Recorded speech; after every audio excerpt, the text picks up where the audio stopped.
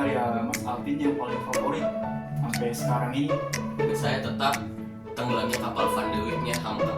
Untuk karyanya Mas Alvin tuh yang paling favorit Pemburu Rusa. Pemburu Rusa? Iya. Wih.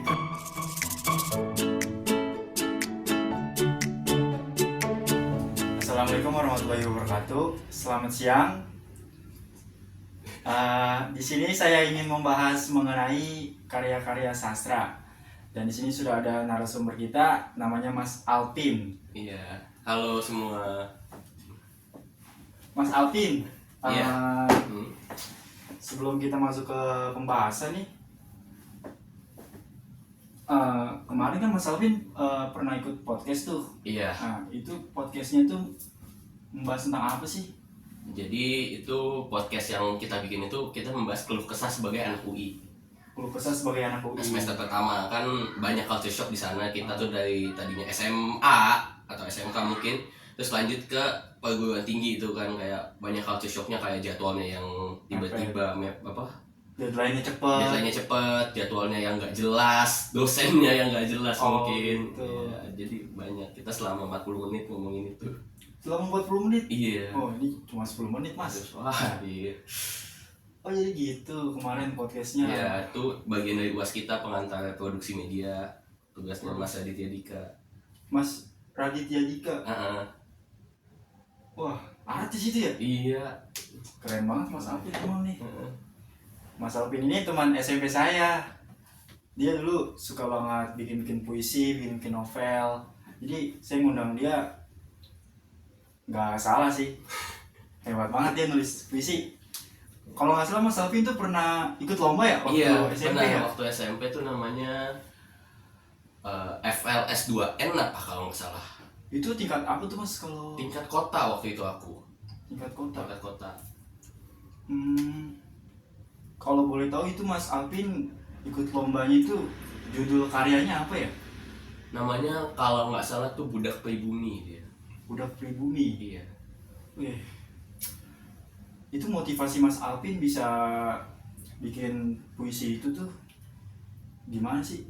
Jadi itu awalnya karena keresahan saya tuh saat itu kan masa-masanya COVID kalau nggak salah. Saya lagi baca bukunya Pramudia Ananta tuh yang Bumi Manusia. Bumi Manusia itu ya? Iya. Dan di sana tuh diceritakan tentang bagaimana kelas menengah ke bawah di Jawa dulu dan kelas menengah ke atas dengan pergesekannya.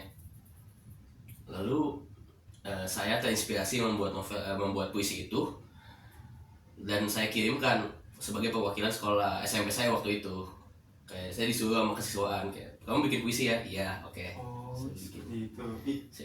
Tapi pas ikut lomba itu kayak dibacain nggak sih karyanya itu? Enggak. Sekedar mengirim aja. Mengirim aja. Beberapa minggu kemudian saya nggak expect kayak, wah, keterima tuh masuk 10 besar.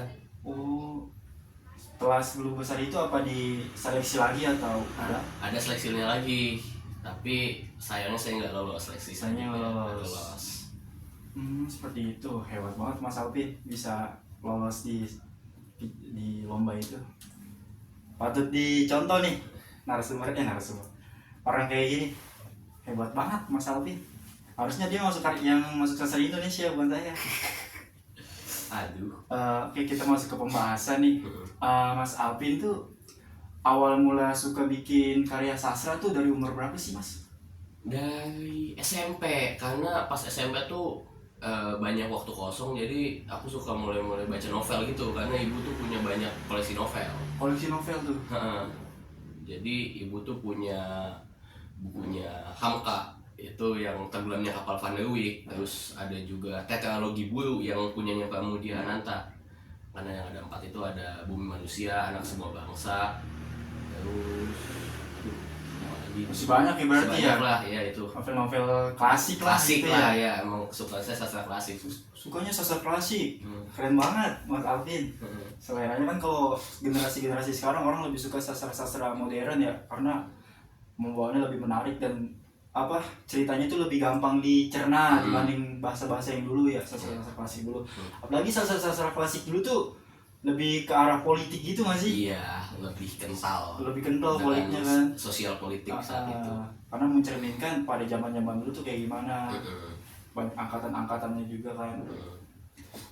Terus ada nggak sih karya Mas Alvin yang paling favorit sampai sekarang ini? Favorit saya Entah itu puisi atau novel atau yang ini lain. buatan saya atau ini ya Boleh karya yang dibaca dulu. dibaca. Yang saya baca itu favorit saya tetap Tenggelamnya Kapal Van de Wijk-nya Hamka, karena menurut saya itu sastra yang kuat banget, yang apa bahasanya, everlasting, yang nggak bisa pudar, dengan narasinya, dengan tulisannya, dengan pembawaan ceritanya yang ditulis oleh Hamka. Oh gitu, berarti saya harus coba itu, harus coba baca Iya, karya Hamka. Hamka sastrawan hebat. Haji Abdul Malik Karim Amrullah. Wah, Hamka. sampai hafal ya, hebat banget Mas Alvin. Kalau untuk karyanya Mas Alvin tuh yang paling favorit sampai sekarang atau yang lalu waktu pertama kali bikin, yang suka banget ya. Judulnya namanya Pemburu Rusa. Pemburu Rusa. Iya. Wih, keren.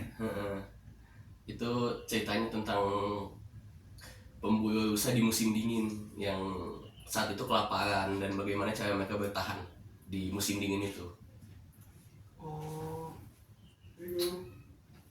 Selanjutnya nih Mas Alvin, kira-kira di penulis di modern ini nih kan dari sastra klasik udah pasti kan ada fase sastra modern nih. Nah di sastra modern ini Mas Alvin punya nggak sih kesukaan dari Mas Alvin yang pernah baca karyanya siapa gitu? Wah, aku tuh suka banget sama Laut Berceritanya Leila S. Chudori sama Gadis Kreteknya Ratih Kumala. Itu favorit banget. Favorit banget itu kenapa sih bisa sampai Mas Alvin tuh favorit banget sama karyanya dia? Karena penulisannya indah banget. Maksudnya adalah jarang penulis-penulis modern yang storytellingnya sebagus mereka, sedetail gitu. Iya. Atau seindah kata-katanya ya. Ya sedetil saya juga baca yang Terelia dan Andrea Hirata tuh kan. Andrea Hirata yang aku tahu tuh Laskar Pelangi. Oh iya, Laskar Pelangi. Eden Sol, Maria Karpov, kalau siapa itulah. Okay. Oh, Mas Alvin ternyata sering baca juga ya. Sering di waktu senggang. Karya-karya sastra modern mau klasik. Berarti Mas Alvin paling suka tuh di sastra klasik. Iya, tetap sastra klasik. Karena kental banget ya. Bahasanya indah. Bahasa indah, nggak kayak sastra modern. Sebenarnya nggak kayak juga sih. Cuma sastra modern lebih ke gampang aja dicerna. Lebih nyantai bahasanya. Bahasanya. Kan Mas Alvin nih tadinya katanya favoritnya tuh karyanya nama karyanya Gadis Kretek tuh. Itu boleh diceritain nggak sih apa yang Mas Alvin sukain dari karya tersebut, mengandung nilai apa, terus sehingga Mas Alvin ini suka banget sama karyanya Gadis Kretek ini pada sastra modern ini. Sastra modern ini. Jadi sedikit sinopsis ya. Gadis Kretek tuh kan tentang industri kretek ya di tahun 1900 awal. Di mana ya? Ya itulah, saya lupa nama kotanya. Saya juga belum baca sih. Jadi kenapa saya suka itu karena satu, dia tema historisnya kental, sejarahnya kental. Bagaimana kretek menjadi komoditas penting pada saat itu, dimana kayak kretek itu kayak core-nya lah, core perdagangan, salah satu core perdagangan tembakau saat itu. Dan di sini kan tema sejarah yang diangkat bukan hanya tentang industri kretek juga, tetapi tentang peristiwa 65 gitu dan yang komunis, dan tapi dibalut dengan kisah romance yang bagus benar, dari tokoh utama Mas Raya namanya kalau nggak salah di sini. Boleh juga sih ceritanya, rekomendasi nih kalau bagi orang yang mau baca-baca di sastra modern Gadis Kretek ya. Iya, Gadis Kretek. Buktinya Mas Alvin aja suka banget nih ya sama Gadis Kretek ini. Mas Alvin nih terakhir nih dari pertanyaan saya, Mas Alvin punya kayak pesan gak sih buat generasi sekarang nih supaya melek pada sastra gitu, kagak fokus di internet aja, sosial media yang kagak jelas gitu. Lagi pergaulan sekarang tuh makin gak jelas kan. Nah sehingga tuh bisa gak sih sastra itu menutup hal tersebut, dan gimana sih pemuda-pemuda sekarang nih generasi Z ini bisa melek terhadap sastra, entah itu puisi, novel, atau cerpen, atau yang lain gitu. Jadi pesan saya untuk Gen Z ya. Gen Z boleh.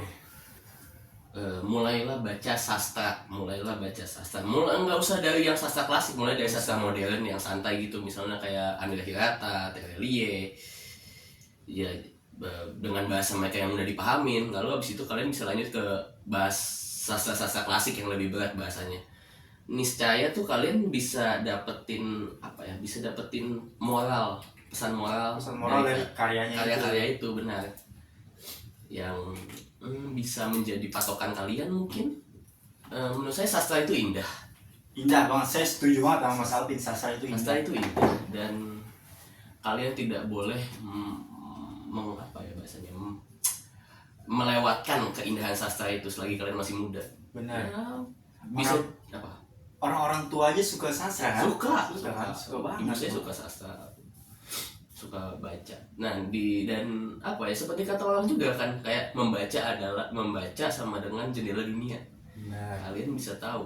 Contoh di bukunya Hamka yang tenggelamnya kapal Van der Wijk, di sana dijelaskan bagaimana Minangkabau tahun 1930 kan.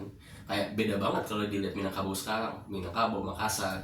Terus di novelnya Bumi Manusia diceritain bagaimana Bogor juga dulu waktu namanya masih Buitengzor. Oh iya benar tuh. Perkebunan. Masih apa sih bilangin, desa-desa masih banyak kebun. Nah, jadi baca dan kalau bisa mencipta juga, produksi sastra juga. Benar, menciptakan, membangun sastra Indonesia. Jangan tenggelam. Iya, jangan tenggelam. Masa sastra kita kalah sama sastra luar gitu. Jangan sampai kayak gitu. Jadi untuk generasi Z sekarang nih, kalau bisa udah mulai deh tuh baca-baca karya sastra. Kalau bisa kayak menciptain karya-karya sastra gitu, itu bagus banget buat ngebangun negeri ini juga, bangsa-bangsa ini ya. Nilai-nilai moralnya juga terkandung dalam karya sastra.